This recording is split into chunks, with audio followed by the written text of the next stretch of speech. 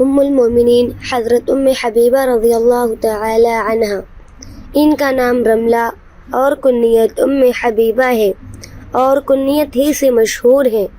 والدہ صفیہ بنت ابو العاص تھیں جو حضرت عثمان رضی اللہ تعالی عنہ کی حقیقی پھوپھی تھیں۔ باپ ابو سفیان تھے جن کا نام صخر تھا اور زیادہ تر کنیت ہی سے مشہور و متعارف تھے۔ حضرت ام حبیبہ کی ولادت بعثت نبوی سے 17 سال پہلے ہوئی تھی۔ حضرت معاویہ رضی اللہ تعالی عنہ کی بہن تھیں۔ حضرت ام حبیبہ کا پہلا نکاح ایک شخص عبید اللہ بن جحش سے ہوا تھا جو اسد بن خزیمہ کے خاندان سے تھا اور حرب بن امیہ کا حلیف تھا۔ دونوں میاں بیوی ایک ساتھ مسلمان ہوئے اور ایک ساتھ ہی ہجرت حبشہ کا شرف حاصل کیا۔ حبشہ میں عبید اللہ سے ان کی ایک لڑکی پیدا ہوئی جس کا نام حبیبہ رکھا اور اسی وجہ سے ان کی کنیت ام حبیبہ قرار پائی۔ اس لڑکی یعنی حبیبہ نے رسول اللہ صلی اللہ علیہ وسلم کے ہاں تربیت کی منزلیں طے کی اور قبیلہ ثقیف کے رئیس اعظم داؤد بن عروہ بن مسعود سے ان کی شادی ہوئی۔ ہجرت حبشہ سے کچھ عرصہ بعد حضرت ام حبیبہ رضی اللہ تعالی عنہا نے اپنے شوہر عبید اللہ کو خواب میں دیکھا کہ وہ مکروہ و بدنما شکل میں ان کے سامنے آیا ہے۔ وہ اس خواب سے سخت پریشان ہوئیں اور اس شبے میں پڑ گئیں کہ کہیں صورتحال بگڑ نہ جائے۔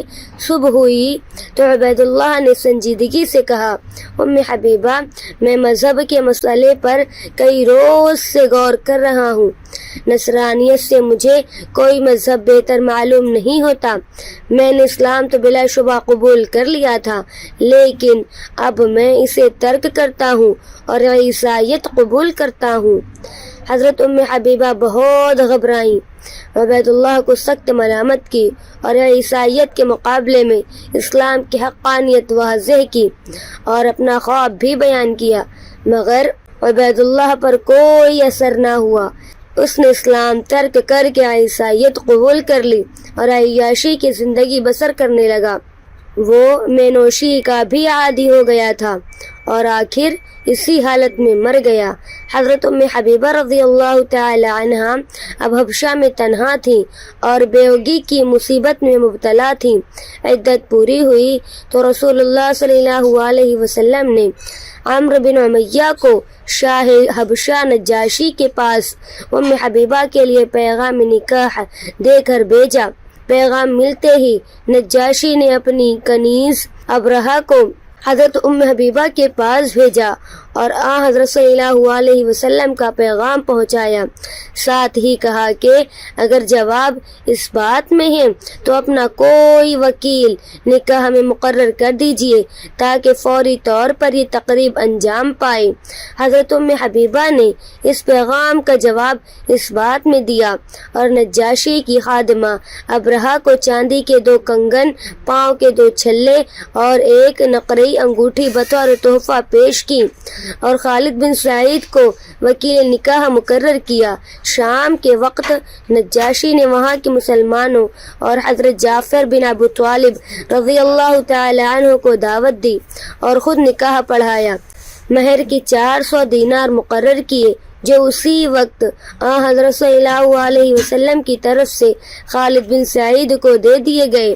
نکاح کے بعد لوگ اٹھ کر جانے لگے تو خالد بن سعید نے ان کو بٹھا لیا اور کہا، انبیاء کی یہ سنت ہے کہ وہ نکاح کے بعد لوگوں کو کھانا بھی کھلاتے ہیں، چنانچہ سب کو کھانا کھلایا گیا۔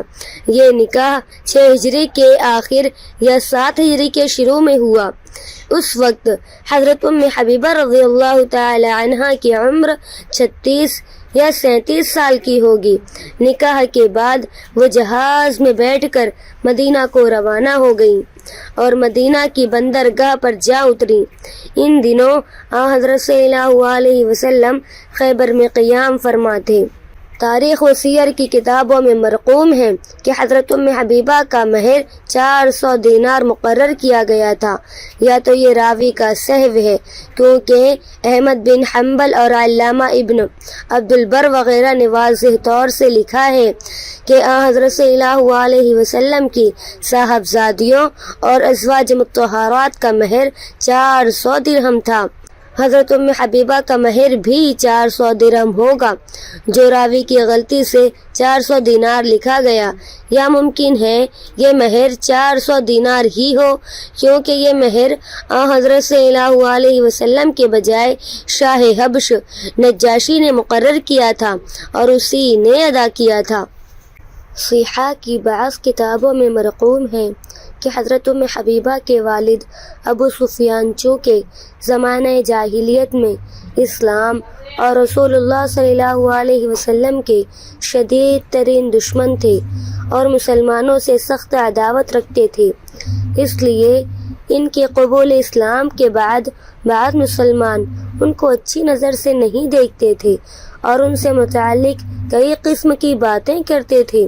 لہٰذا ابو سفیان نے مسلمانوں میں مقبول ہونے کے لیے حضرت صلی اللہ علیہ وسلم کی خدمت میں کچھ درخواستیں پیش کی، جن میں ایک یہ تھی کہ حضور ان کی بیٹی ام حبیبہ کو اپنے حلقے زوجیت میں داخل فرما لیں. چنانچہ آپ نے یہ درخواست قبول فرمائی، لیکن یہ بات بھی صحیح نہیں معلوم ہوتی. یہ راوی کا سہو ہے، کیونکہ حضرت ام حبیبہ اپنے والد ابو سفیان سے بہت پہلے اسلام قبول کر چکی تھی اور ان کے اسلام سے قبل امہات المومنین کے زمرے میں شامل ہو چکی تھی. حضرت ام حبیبہ رضی اللہ تعالی عنہا سے احادیث بھی مروی ہیں جو صحیحہ کی کتابوں میں مذکور ہیں اور جن کی تعداد 65 کے قریب ہے. ان سے روایت کرنے والوں کی تعداد بھی خاصی ہے، جن میں خود ان کی لڑکی حبیبہ، ان کے بھائی حضرت معاویہ، عتبہ بن عبداللہ بن عتبہ، عروہ بن زبیر، ابو الحراح، زینب بنت ابو سلمہ، صفیہ بنت شیبہ، شہر بن حوشب اور دیگر معزز حضرات شامل ہیں، جن میں صحابہ بھی ہیں اور تابعین بھی. حضرت ام حبیبہ نہایت عابدہ و زاہدہ تھی. ایک مرتبہ رسول اللہ صلی اللہ علیہ وسلم سے سنا کہ جو شخص 12 رکعت روز آنا نفل پڑھے گا اس کے لیے جنت میں ایک گھر تیار کیا جائے گا. اس فرمان رسول کا یہ اثر ہوا کہ خود فرماتی ہیں میں ہمیشہ 12 رکعت نفل پڑھتی ہوں. پھر ان کے شاگرد اور شاگردوں کے شاگرد بھی ہمیشہ 12 رکعت نفل پڑھتے رہے. ان کے والد ابو سفیان کا انتقال ہوا تو خوشبو لگائی اور فرمایا رسول اللہ صلی اللہ علیہ وسلم کا ارشاد ہے کہ کسی پر 3 روز سے زیادہ افسوس نہ کیا جائے، البتہ شوہر اس سے مستثنیٰ ہے، اس کے لیے 4 مہینے 10 دن سوگ منایا جائے. رسول اللہ صلی اللہ علیہ وسلم کی ذات اقدس کے مقابلے میں کسی عزیز یا رشتہ دار کو ترجیح نہ دیتی، نہ کسی کی رعایت کرتی. اس ضمن میں ایک واقعہ قابل ذکر ہے جو بڑی اہمیت رکھتا ہے.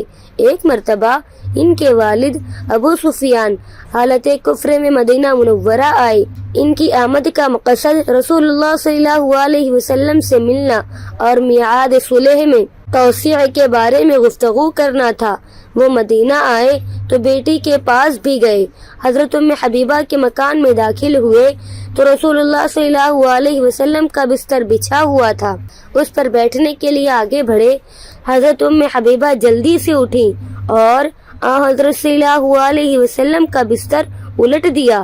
ابو سفیان کو یہ بات ناگوار گزری. انہوں نے غصے کے عالم میں کہا یہ کیا حرکت ہے؟ یہ بستر تمہارے نزدیک مجھ سے زیادہ عزیز ہے؟ کہا جی ہاں، یہ دنیا کی سب سے مقدس ہستی پیغمبر خدا صلی اللہ علیہ وسلم کا بستر ہے.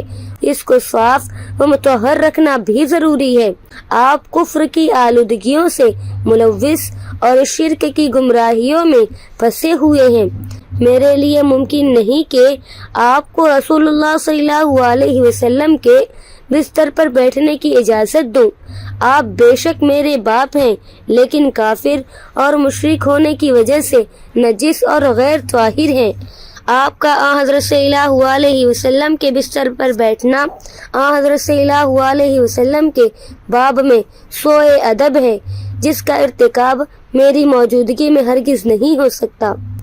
ابو سفیان غصے سے بھر گئے اور کہا، لقد اصابک بعدی شر، میرے بعد بہت خرابیوں میں مبتلا ہو گئی ہے۔ لیکن حضرت ام حبیبہ نے باپ کے غصے کی کوئی پرواہ نہیں کی۔ اپنے بھائی حضرت معاویہ کے عہد خلافت میں 44 کو 73 برس کی عمر پا کر انتقال کیا۔ انتقال سے پہلے حضرت عائشہ رضی اللہ تعالی عنہا اور حضرت ام سلمہ رضی اللہ تعالی عنہا کو بلایا اور کہا، سوکنوں میں جو تلخ کلامی ہو جاتی ہے وہ کبھی کبھی ہم میں بھی باتقاضۂ بشریت ہو جاتی تھی، اس لیے مجھے معاف کر دیجئے اور میرے لیے دعائے مغفرت کیجئے۔ حضرت عائشہ رضی اللہ تعالی عنہا نے کہا، میں نے آپ کو معاف کیا، خدا آپ کی مغفرت کرے۔ بولی، سررتنی سرک اللہ، یعنی آپ نے مجھے خوش کیا، اللہ آپ کو خوش رکھے۔ الاستیعاب میں ان کی قبر کے بارے میں یہ عجیب واقعہ لکھا ہے کہ حضرت علی بن حسین رضی اللہ تعالی عنہ یعنی حضرت زین العابدین فرماتے ہیں کہ میں نے ایک مرتبہ اپنے مکان کا ایک گوشہ کھدوایا، اس سے ایک کتبہ برآمد ہوا جس پر مرقوم تھا، ھذا قبر رملۃ بنت صخر، کہ یہ رملہ بنت صخر کی قبر ہے۔ یاد رہے کہ حضرت ام حبیبہ کا نام رملہ اور ان کے والد ابو سفیان کا نام صخر تھا۔ حضرت زین العابدین فرماتے ہیں، میں نے دیکھا تو کتبہ وہیں رکھ دیا۔ اس سے معلوم ہوتا ہے حضرت ام حبیبہ رضی اللہ تعالی عنہا کی قبر مدینہ منورہ میں حضرت علی کریم اللہ وجہ کے مکان میں تھی۔ واللہ اعلم بالصواب۔